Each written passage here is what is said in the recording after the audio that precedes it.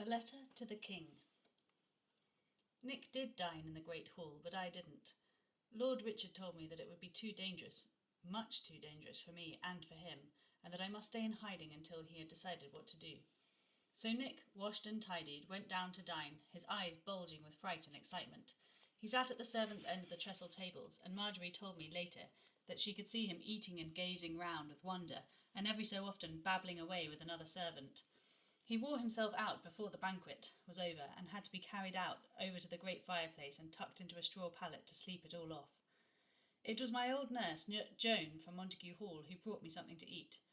All she had been told was that Lady Marjorie had a very special visitor and that she must pretend not to know him. It was impossible, of course. She burst into tears as soon as she saw me. "I can't believe it's you, Master Will. Look at you, thin as a clothes peg, and how tall you've grown. But you've still got all that lovely rug of red hair. I love that hair of yours. But whatever have you been up to?" She came closer to me and dropped her voice right down to the whisper. "I thought you were a page to the young prince. What happened?" "Oh, don't worry. Not a word. Not a word. Lady Marjorie has told me to pretend I don't know who you are, and that's my promise. But, Master Will, I don't know what to say to you till I know you're well and happy. I won't say a word. Not a word more." I think she'd have said lots more if she could, but Marjorie came in and sent her away so we could talk to each other. And so at last, in the rosy shadows and shifting firelight of her room, the whole story came out, though it hurt me to tell it, and it hurt her more to hear it. I told her what had happened to Brother John and to Father, and that Montague Hall had been burned to the ground, that our aunt had abandoned us and our uncle had betrayed us to the king.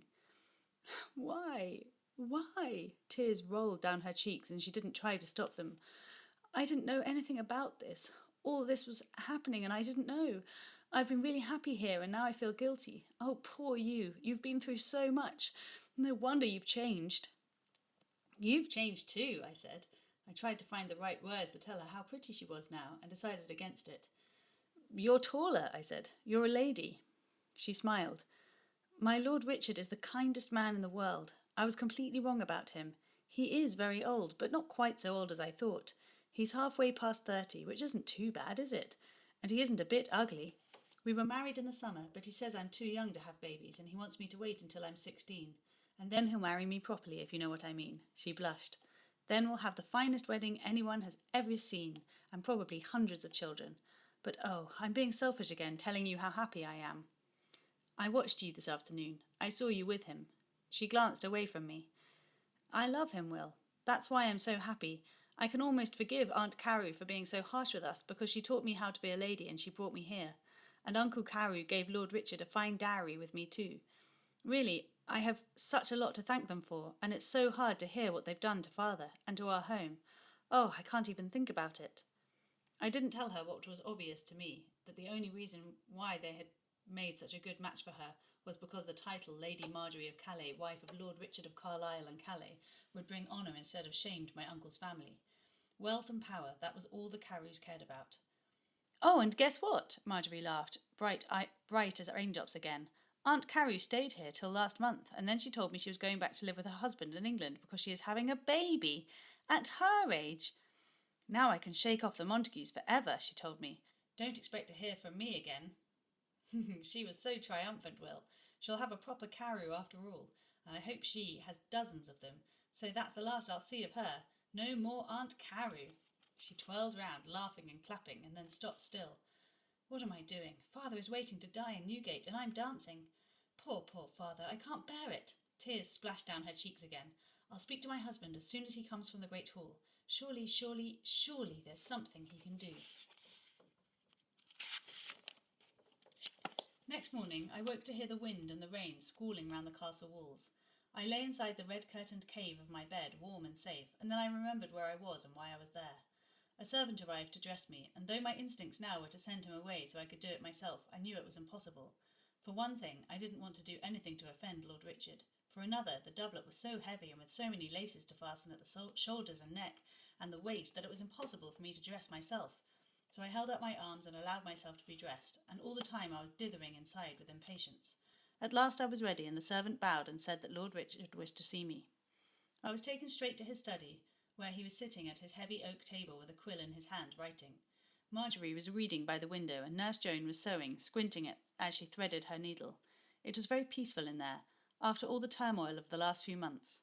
In spite of the storm outside, pale streaks of sunlight fingered their way through the window slits, lighting up the stone walls and richly coloured tapestries. A huge fire in the hearth purred like a sleeping cat. Marjorie glanced up and smiled at me, and Lord Richard asked me to sit on the stool by his table. I watched him while he wrote, and my jittery nervousness began to calm down. He was younger than my father, though his dark hair and beard were just silvering at the temples. When he looked up at me, his eyes were kind, worried, sad, and kind. William, I don't know if I can help, but I'm going to try. I have to say our king is a very great man indeed, a very powerful man, but it's impossible to read his moods. When he is angry, no one knows how to appease him. I nodded, twisting again and again at the little amulet that Meg had given me. This is what I'm going to do, and all we can do is hope. We have one very small chance. He owes me a favour. I found soldiers for him some time ago, when he was at war, and my army won the day for him. He promised me land and returned. I don't need land. I have enough for my future family. He smiled across at my sister, and I felt my throat going tight, the way her cheeks blushed, the way she smiled back at him. I can't come to England to speak to King Henry myself. It's impossible at this time. We have many visitors coming to the castle, and my duty here is to entertain them on His Majesty's behalf. So I'm writing him a letter asking him to release your father to my care, instead of giving me the land he promised. I wanted to fling my arms round him. Instead, I remembered my court manners and bowed deeply. My lord, I am eternally grateful. It may not work. He heated a stub of wax in a candle flame, dropped it onto the letter to seal it, and pressed his ruby-studded signet ring into it. Then he handed the letter to me. You will have to give this to King Henry yourself. No one else must do it. You'll have to be very brave. He stood up and put his hand on my shoulder. I wish you well, William. With all my heart, I wish you well.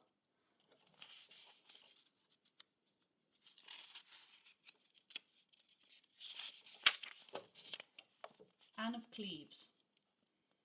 The next day, Anne of Cleves arrived. It was just after dawn. Nurse Joan covered me up with a brown hooded cloak and hurried me outside to watch her arrival. Marjorie's husband would be the first to greet the princess, along with the Lord Deputy and the Knight Porter of Calais. And then there were great horses and men-at-arms in red velvet coats and gold chains, and all the archers of the king's livery. I couldn't help thinking how proud my favourite knight, Sir Andrew, would have been to be one of them. And he would have been there, if he hadn't led me down to the wherry on that last afternoon. There must have been 100 or more noblemen in the procession that followed the archers, all dressed in purple velvet and satin and with high golden collars round their necks, and twice as many as that of the yeomen in the king's colours. And then came the children of honour and the people of Calais, all dressed in their best, in spite of the early hour and the awful wild weather. When Her Grace, Princess Anne of Cleves, came to the lantern gate, she paused to look out at the king's ships, with their 100 banners of red and gold, all their flags flying. From the decks came such a blaring of trumpets and beating of drums that the screaming voices of the gulls were lost inside the noise. All the guns were fired at once, and they created such a thick black smoke that they were all blinded for a time, and I had to grasp Nurse Jones's arm to check she was still there. When the smoke cleared, we saw hundreds of soldiers in king's livery lining the streets, making a lane for the future queen to pass through to her lodgings. All I wanted to do then was to get back onto the Lion and to sail back to England, but we were not to sail that day or the next week even. Winter storms made the sea as treacherous as wild horses. There'll be no taking the Princess Anne over today. Nurse Jones sighed every morning, day after day, and I was reckless with impatience, brooding all the time. I can't wait any longer. I have to get back to father. Any ship, any boat will do, I said. A fishing boat.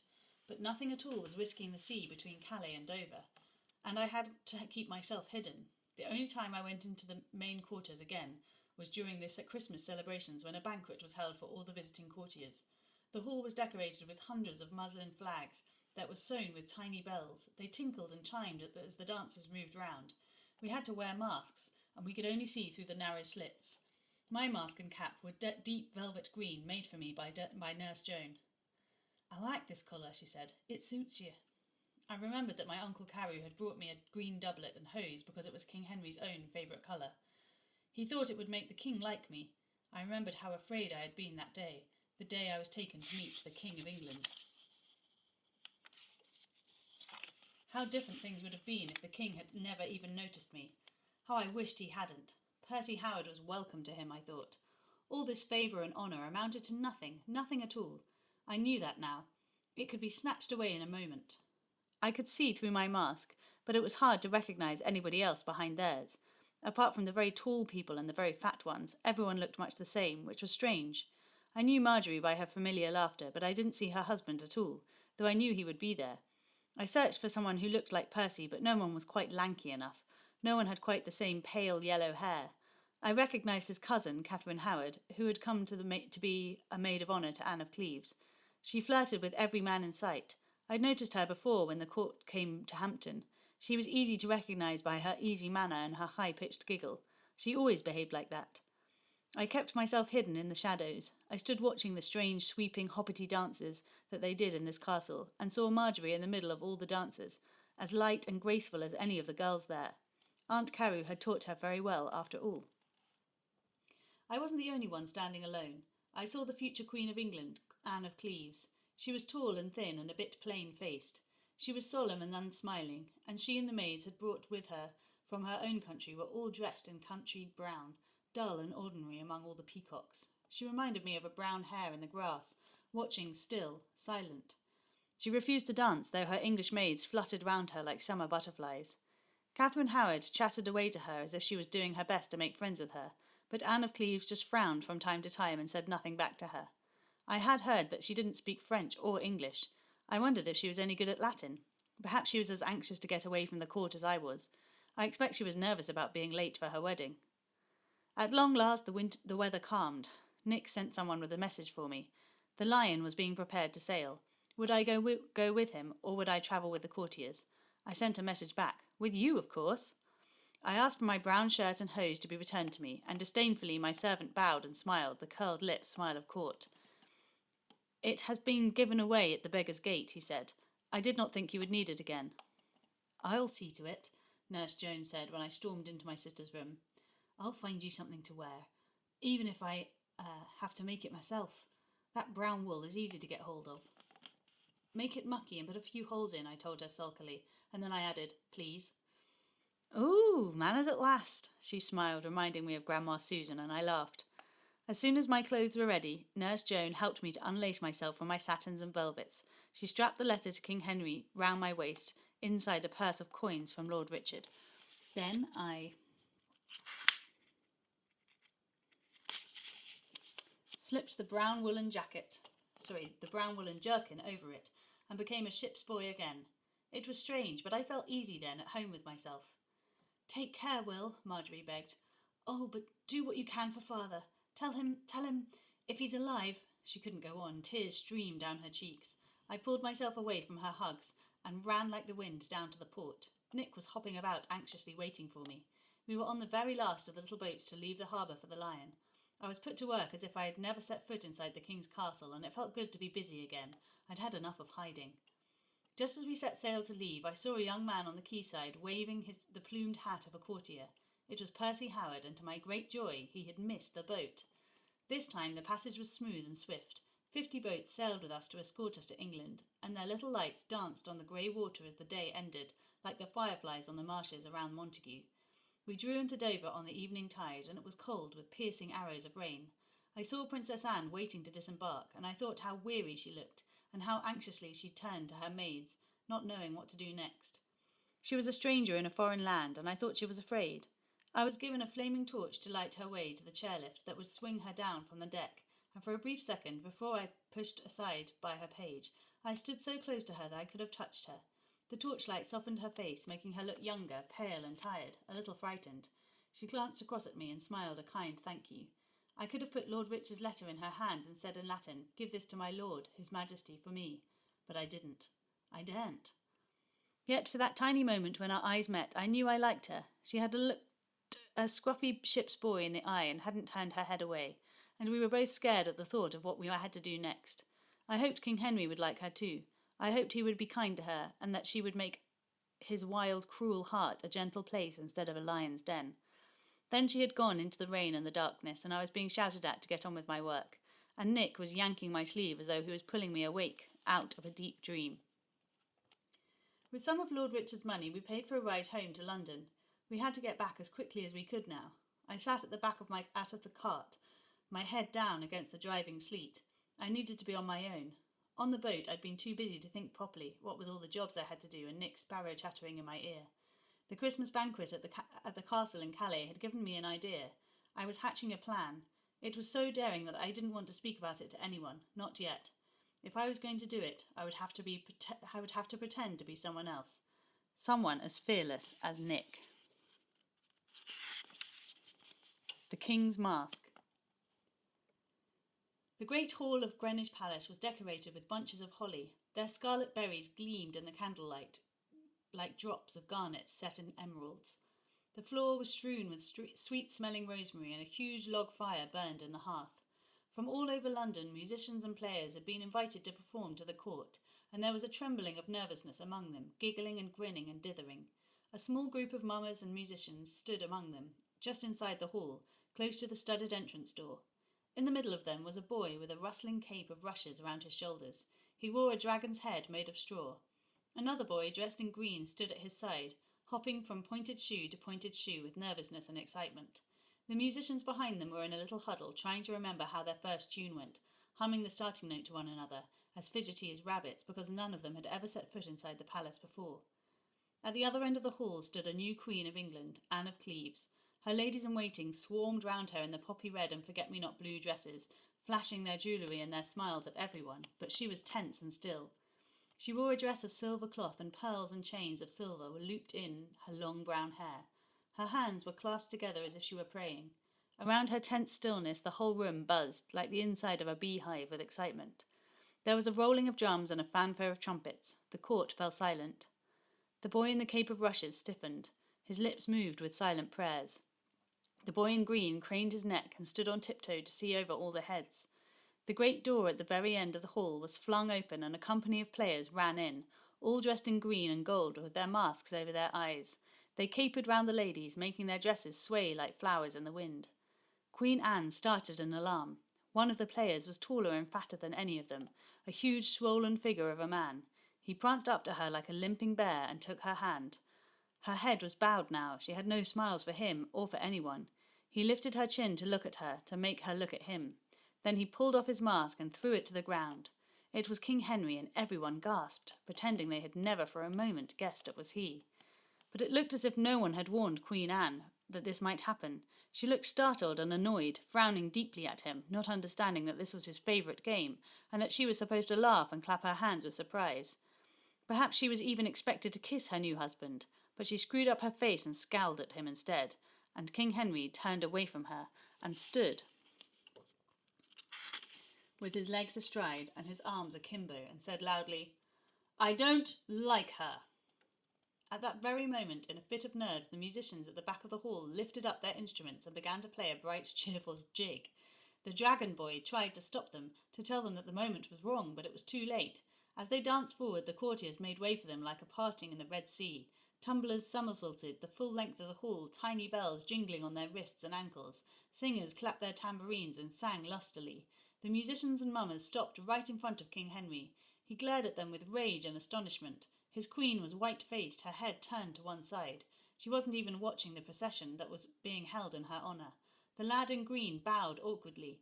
Every muscle of his body was quivering with fright.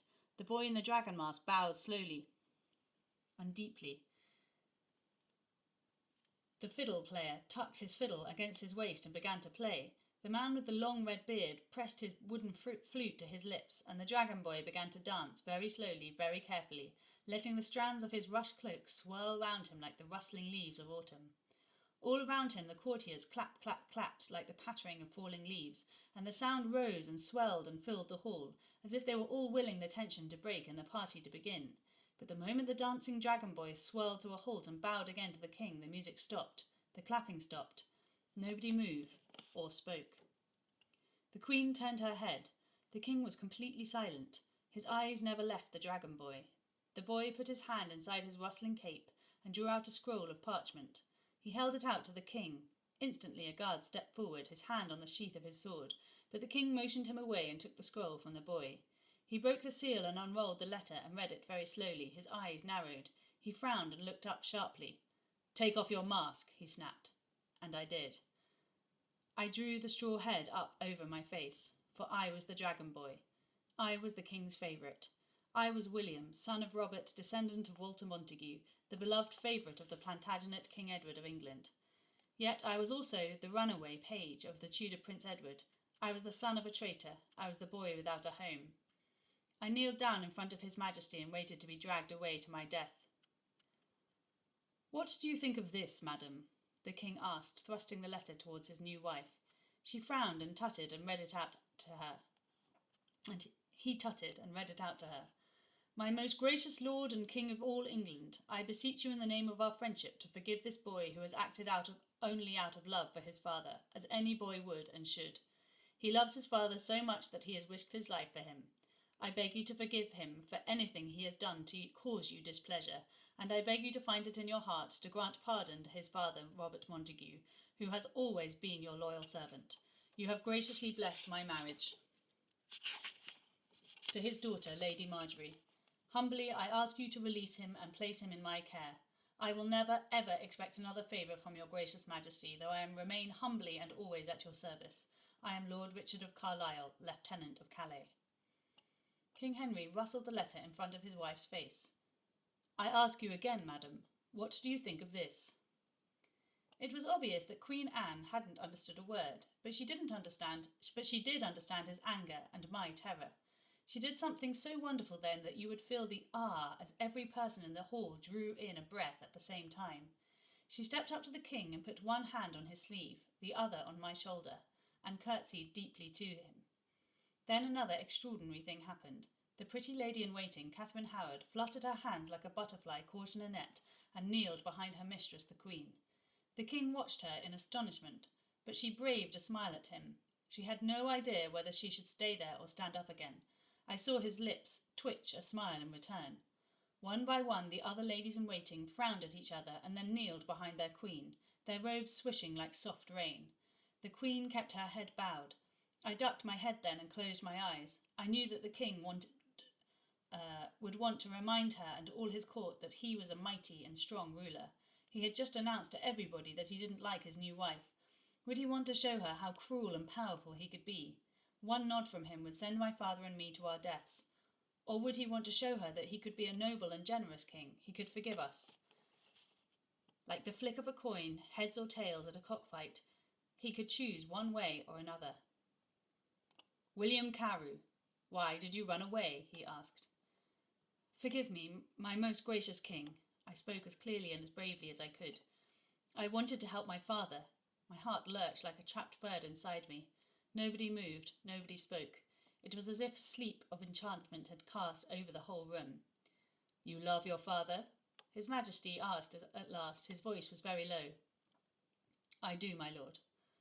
"How much do you love him, eh? How much should a son love his father?" I had no idea what kind of answer he expected. This quiet anger in his voice frightened me more than the bellowing fits of rage I had seen in him before. I thought of what my Aunt Carew had said. "The king loves you as much as he loves his own son." "A boy should love his father as much as a subject should love his king," I stammered. "Look at me, William." I raised my eyes, but I could not look into his. "Do you love your father enough to change places with him? If I release him, as Lord Richard asks, will you take his place in my prison? Will you take his punishment for offending me so deeply?" I did look at him then, with a start of shock. I thought of the sweltering darkness of Newgate Prison, of its smell of vomit and fear. I thought of the strips of blood of my father's side.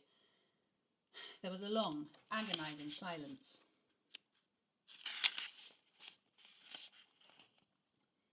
"Yes, your Majesty," I said. "If you ask me to, I will." "Go," he said at last. "Take your father to France. You are released, both of you, but never come back to England again as long as I live." Father. We stumbled out of Greenwich Palace into the freezing white frenzy of a snow blizzard. Jack Downey, the flute player, and Buttons the fiddler, and Nick, the boy in the green, wrapped me up in my brown cloak to try and stop me shivering. "I never knew a boy as brave as you," Nick kept saying. I could hardly speak for relief and joy. Grandmam Susan and Meg were waiting for us with the handcart, along with Sarah Downey and Button's wife. They were all convinced they would never see any of us again outside of Newgate. All the time we were in Calais, Grandmum had been visiting the prison with herbs and lotions for my father, bribing her way in with jugs of ale. "Thank the Lord I won't be visiting you in there too," she said. "Get him out of this place, quick. We'll wait at home for you." Meg, Nick and I hurried to Newgate as though hounds were snapping at our heels. It was bitterly cold, the streets were grey with ice and the river was frozen so hard we were able to push the cart right along it. It seemed to take forever to get there, and when we did there was a bundle propped against the gate, and I knew it was my father, dumped like a bag of dirty laundry. I rushed up to him and kneeled down and put my arms around him. He held me tight, tight. "I thought I would never see you again, Will," he said, his voice choking. "I thought they were bringing me out to hang me." I was so full, and there was so much to say, that I couldn't do anything else but cling to him. But Nick gently eased me away and helped Father into the cart. Meg tucked the blanket around him. "You're free," she told him. Her breath smoked away from her in the frosty air. "You're really, really free." When we got to the cottage, Grandmam Susan ran out to help us. Between us, we half carried Father in. He gazed round the humble, dark room as if it were the finest of the king's palaces and bowed to Widow Susan as if she were the new queen herself. He couldn't stop thanking her for everything she'd done, and she told him off for talking so much. "Save your strength for getting well," she said. "The sooner you're out of this country, the better." Every day she brewed up more potions for him and cooked nourishing stews so that he would be strong enough to ride to Dover. I had given her all the money that was left from Lord Richard, and she'd used it to buy the best meats for Father. She never ate with us during this time, and I think my father had her share of everything.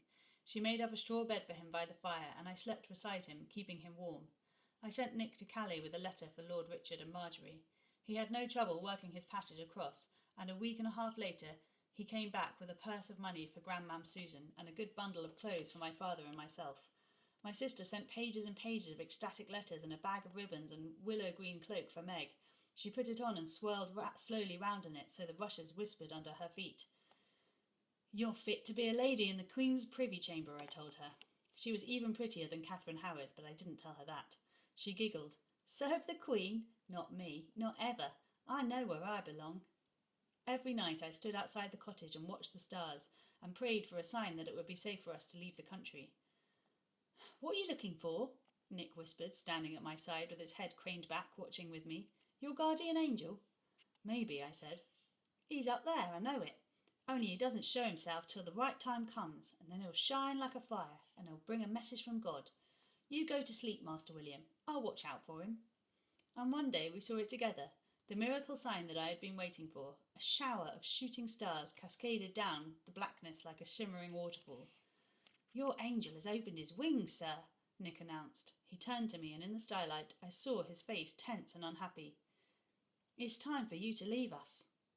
Widow Susan made a chicken pottage for us that night, with plenty of her favourite herbs chopped into it. "I have never smelled anything so good," my father told her. He waved Meg's hand away and walked to the table without her. "Don't eat too much," Widow Susan warned him. "We don't want your stomach to pop now, do we?" "I'll have some of your good ale too," my father laughed. "But first, if I may, I'll bless this welcome meal and this fine house, and thank God for everything you've done for me. I've never been in better company." Widow Susan pretended to choke with surprise and scorn, but her eyes were bright and her sallow cheeks plumped up with smiles. My father blessed the food and we all sat down together. Meg with little sleepy Arthur on her knee, Nick, his grandmum, my father and me, and we ate with a quiet, thoughtful silence. It would be our last meal together. The night was huge with all our memories, all of the things that had happened in the last few weeks. Although the air was sharp, we had the door open to draw out the smoke from the fire, and through the doorway we could see the stars as bright as eyes. "Guardian angels," Nick whispered. "Lots of them, all taking care of us." We could hear the fire crackling and the cows of the neighbouring cottages lowing to each other, pigs snuffling, hens muttering as they settled down for the night. Out in the lane, owls were hooting to each other. It was the sort of night when sounds come to you from far away, and we heard a voice. We heard it, shouting from a distance, and then coming nearer. "Where lives Widow Susan? Where lives Widow Susan?" Nick jumped up so quickly that his stool knocked over a jug of ale. He raced out of the door, sending grey smoke folding round us like wings. Meg gasped aloud, thrust Arthur into my arms and ran after him. Father and I stared at each other, shocked and afraid. We had no idea what had happened or what to do. Then we heard the sounds of their voices, Nick chattering, Meg laughing, a man's gruff voice, and at last they came into the yard, 3 figures clinging to each other's arms as if they were a single shape. They squeezed into the house and stood in front of us. "My father's found us," Nick shouted. "My father's come home from the sea."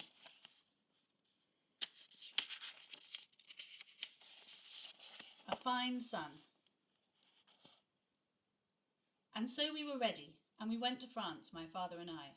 As we left, Grandmum Susan and Meg were laying out sheets on the grass to dry, and Sarah Downey was holding Arthur. It was just like that very first morning that I had stumbled into their yard and demanded help. They had done so much for me, and there was nothing I could do for them in return. My father must have heard my thoughts. "Be sure there will be messages and packages from Calais. You'll have as much money as you need to make yourselves comfortable. I promise you," he said. "We will never be allowed to return to England, but you will always be in our thoughts." "You've got a good lad here," Grandmam Susan said. She put her hands on my shoulders. "A fine son." "You still have my amulet?" Meg said to me. I glanced down at my wrist, pretending to be surprised. "So I have." "Always wear it." I nodded. I didn't know how to say goodbye. Neither of us did. Nick's father pulled up with a horse cart he had hired for us. He wanted to drive us to Calais himself. Nick scrambled up beside his father, and I climbed into the back with mine, and we were away, waving and calling till the little thatched cottage was out of sight. When we arrived in Dover, we stood together on the quayside, watching our sailing ship being loaded up. The little boat that would take us out to it was ready, waiting. It was time to go. I turned sadly to Nick. "Goodbye, Master Will," he began. I shook my head. "I'm not your master, Nick. I never was. I'm your friend." He stared at me, and then he nodded, grinning. A moment passed, an embarrassed moment when neither of us knew what to say. Then he piped up with, "Before you go, can I ask you something? I've been puzzling a long time about what you told me when we were sailing on the Lion, and I'm still puzzled.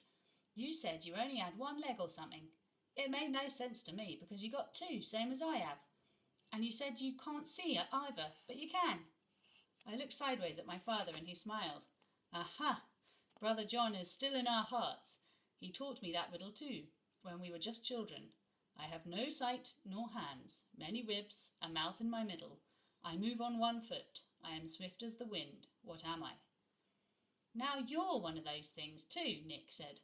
"But look at you. You have got hands, sir." His father gave a big guffawing laugh. "Nicholas Drew," he said. "You're the son of a sailor. You want to be a seaman yourself, and you don't know the answer to that one. Look at the ships on the water. Just look." Nick's eyes widened in amazement. He moved away from us, muttering and counting on his fingers. We were hurried to our boats then, too quickly for last goodbyes. As soon as we climbed on board the sailing ship, the rowing barges began to tug it out to sea. I rushed to the side of the deck. I could see Nick and his father side by side on the quayside. "Goodbye, Nick," I shouted at the top of my voice. My father and I took off our hats and waved them in the air, and then Nick spotted us. He threw his own hat so high that the wind took it and bowled it out to sea. Bowled it out to sea. In all the screaming of gulls and shouting of crewmen and passengers, I could hear his voice. "I know what you are! You're a ship!" "He got it," I laughed. I waved both my arms in the air and jumped up and down like Nick. "Goodbye, goodbye, goodbye, Will Montague," came his voice. "Remember me?" My father put his hand on my shoulder. "The people we love stay with us forever. Your mother, Brother John, our dear Matthew, your good friend down there. They'll never leave us, and we're made strong by remembering them." I turned away at last from the receding white blur that was Dover. "I thought I'd lost everything when Matthew died," Father said. "There was nothing left to live for." He twisted his ring, the Montague ring. "You had Marjorie," I reminded him. He smiled down at me. "Indeed. And I had you. Widow Susan is right, but she didn't need to tell me. You're as fine a son as any man could wish to have. I'm proud of you, Will. I always was, and I always will be. You know that, don't you?" I nodded, but I couldn't make any words come. I don't think my father expected me to, either.